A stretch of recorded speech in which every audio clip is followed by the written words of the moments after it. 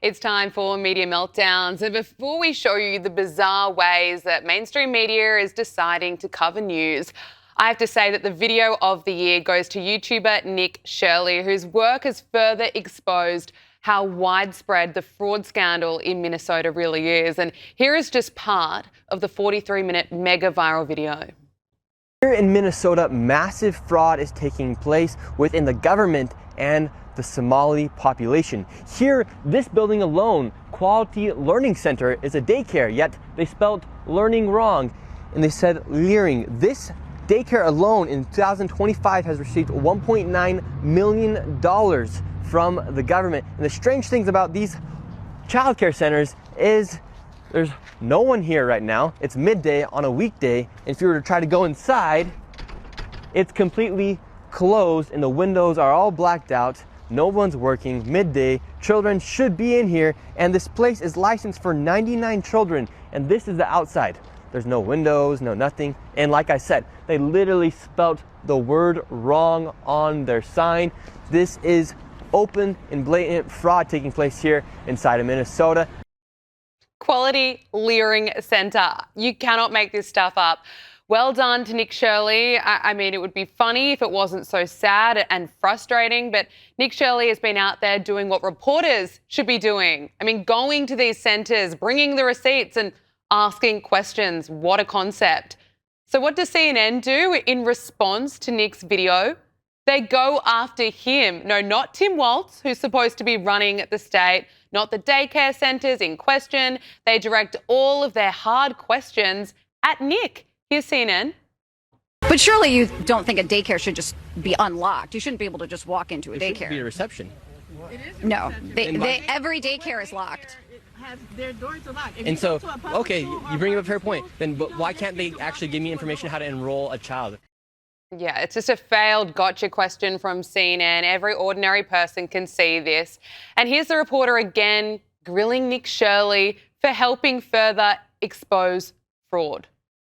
How do you know that all the allegations that you're making are true? How do I know that they're true? Well, we showed you guys what was happening, and then you guys can go ahead and make your own analysis. We're coming so we can make our own analysis. Are you 100% sure you're true? Yeah, I am 100% sure I'm true. We can make our own analysis. I mean, it's just too much for CNN. But interestingly, CNN ends up admitting, without admitting, that Nick Shirley was spot on. And is looking into Shirley's claims. Hi, my name's Whitney Wild. I'm a correspondent for CNN. We reached out to several of the daycares featured in the now viral video. Only one daycare facility answered and said they are a legitimate business. Joining us now is Caitlin Sinclair, host of The Caitlin Sinclair Show. Caitlin, it is great to see you again. Happy New Year. Before we get into all things Maha, I have to get your reaction to this. The mainstream media, clearly still doesn't get it. Instead of going after Tim Walz, going after the fraud, they go after this 23-year-old YouTuber who put together this phenomenal video that was going viral for a reason. Yeah, Gab, new year, same games by the mainstream media, right? In case your viewers needed just one more reason to despise the media, they just laid it out on a silver platter. Legacy media is dead. And guess what, Gab? They killed themselves. So Nick Shirley here, who's a friend and an incredible journalist, he didn't just expose the Somalian daycare fraud. He exposed what little trust was left of the mainstream media, where their priorities actually lay, and how incompetent and corrupt these outlets are. And it's so sad. But again, a new year, I don't think the American people are going to a lot of these legacy outlets anymore. I read in the New York Times, they actually published an attack on Nick Shirley, calling him a propagandist aligned with MAGA. Had this been a liberal journalist, social media exposing something on social media, possibly, Gab, in a red state that was aligning with the Obama administration or the Biden administration, that journalist would have been Time Person of the Year. Of course. You, I, and all of your viewers know that. So the hypocrisy stays dormant. And again, it's a new year, so I don't think the American people are going to stand it any longer. You're absolutely right. Even the labeling, they label him a MAGA YouTuber. I mean, he's out there doing some incredible work. He did such a great job that now Governor of Minnesota, Tim Walz, has announced that he's dropping his bid to run for a third term as governor. So well done to Nick Shirley, and a reminder again just how disastrous it would have been if Tim Walz was vice president. I mean, can you imagine? Now, Caitlin, we have to get to Maha. There have been some massive changes in America thanks to the Maha movement. First of all, the food pyramid. So the food pyramid from the 90s that we grew up on is essentially out. It's been flipped. And now protein, dairy, healthy fats, fruits and vegetables, they make up the largest category. And the recommendations are also calling for Americans to avoid eating highly processed foods. Yes, incredible. Can you please talk to us about why this had to be done and also the impact that this is going to have? Yeah, absolutely, Gab. I mean, before this change, they were actually recommending that we eat about 6 to 11 servings of carbs and grains a day. Anyone with one brain cell could have told you that that was pretty corrupt. So this is putting real foods, real whole foods at the center of your dinner plate. Once again, this will be a major change for schools, for kids, seed oil free, recommending we eat red meat and meat again, not being so afraid of meat, of dairy. Of course, whole milk is back in the classrooms, whole milk is back in your refrigerators. So massive changes that are going to start from the inside out. We talk so much in Maha about chronic disease and what RFK Jr. has pledged to dismantle is the chronic disease epidemic. And so much of that, Gab, was coming from our food supply, is coming from our food supply. And so flipping that pyramid upside down, this is what we voted for. It starts right there. And also recommending consuming less alcohol. Now, this is a trend that plenty of Gen Zs, millennials are already onto. Plenty of them are already ditching it. I'm on that trend. I'm not at the stage yet where I'm ruling it out 100%, but to be honest with you, I'm pretty close to it. I'm pretty done because life is better without it. Can you talk to us about this recommendation? Yeah, I'm with you there. I've done months without alcohol, and I've told myself that the cons are starting to outweigh the pros for so many in our generation and the younger generations, right? And I think so much of that is the overuse of other things that are inflammatory, and that's our makeup these days, going outside these days. The kids are like allergic to air, Gab. And then we just talked about the food. So the food is really where you're just walking around with chronic inflammation. Then having a drink or two is adding to that inflammation. So I don't want to say these kids, but the younger generation really is growing up in an era where they are just chronically inflamed and stressed out. Of course, adding on top of that SSRIs, which are gut disruptors, which are so common now, and doctors are prescribing like candy. So it's a whole host of issues, and we could be here forever. But yes, the recommendation for less alcohol is actually a trend, this sober curiosity movement that Gen Z and Gen Alpha are kind of picking up on their own. Yeah. And again, all of that is to reduce inflammation and therefore reduce the chronic disease epidemic in this country.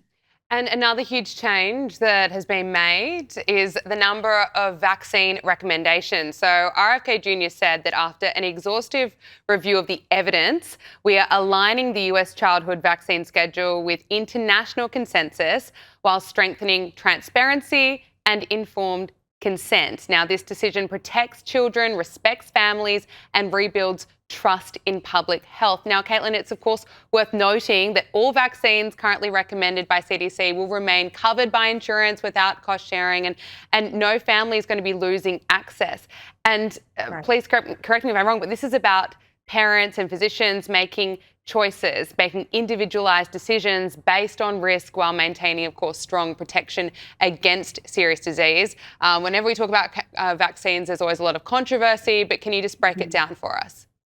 Yeah, I'd love to. And you're absolutely right on that. This was always about returning the power to the hands of the parents and having them be able to make informed decisions on behalf of their own kids. So this is exactly what we voted for the future of this country's children. But the reality, Gab, is this country, the United States, has been way out of touch compared to the other Western countries.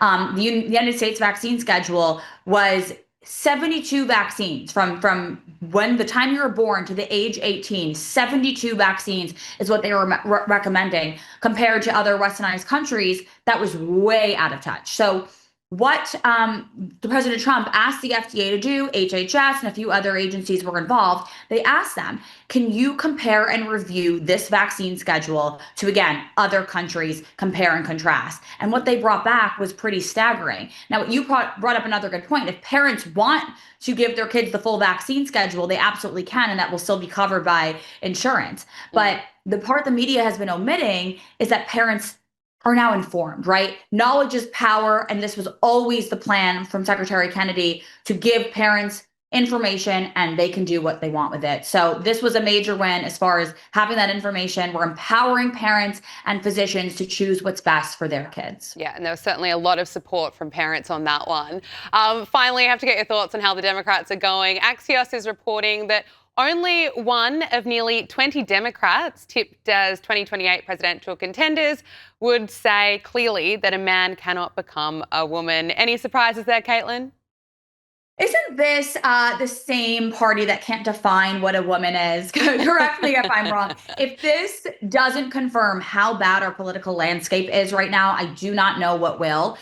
Now that we're in an election year, of course, I think these candidates, these Democrats, have begun to just put anything out there, whatever will stick to their voters, because of course it's an election year. So how far they will take these lies with the voters, I don't know, but buckle up because it's about to get real crazy once again. And also, congratulations, the Caitlin Sinclair Show. I believe it launches next week. I can't wait to watch. I can't wait to listen. What can we expect? I'm assuming all things Maha. What else?